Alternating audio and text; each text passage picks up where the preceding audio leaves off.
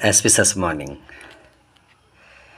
Tense সম্পর্কিত কতগুলো বাক্য আমি পড়ছি বাংলা অনুবাদের সাথে, কিন্তু টেন্স বিষয়টা কি এবং এর ব্যবহার কি এবং এর স্ট্রাকচার কি এবং টেন্স শিখতে গেলে শুদ্ধভাবে এর আগের ধাপগুলো কি জানা দরকার, সেগুলো অবশ্যই গ্রামার বই থেকে দেখে নিতে হবে।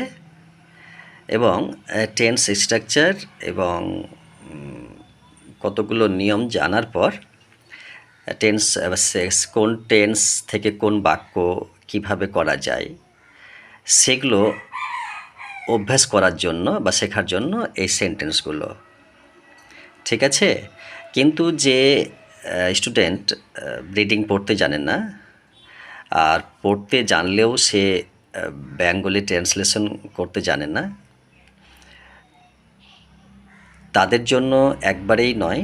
কেননা যে কমসে কম রিডিং পড়তে জানে এবং দেখা যাবে যে 2 থেকে 3 হাজার ওয়ার্ড তার মুখস্থ আছে, তাদের কাছে এগুলো সহজ হবে।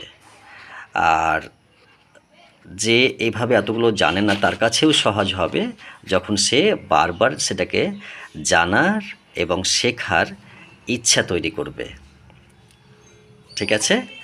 তো দেখো, এখানে লেখা আছে ডিসপ্লেতে যে 500 Bangla to English examples of tense.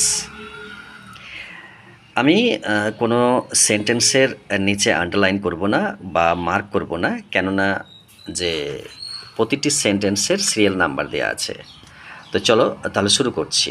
হ্যাঁ, প্রথমেই লেখা আছে প্রেজেন্ট ইনডেফিনিট টেন্স। তো এর মানে নিয়ম কি, রুলস কি, সেটা আমি বলছি। বর্তমান কালে কোনো কাজ সাধারণভাবে হয় বা হয়ে থাকে, এইরূপ বোঝালে ভার্বের প্রেজেন্ট ইনডেফিনিট টেন্স হয়।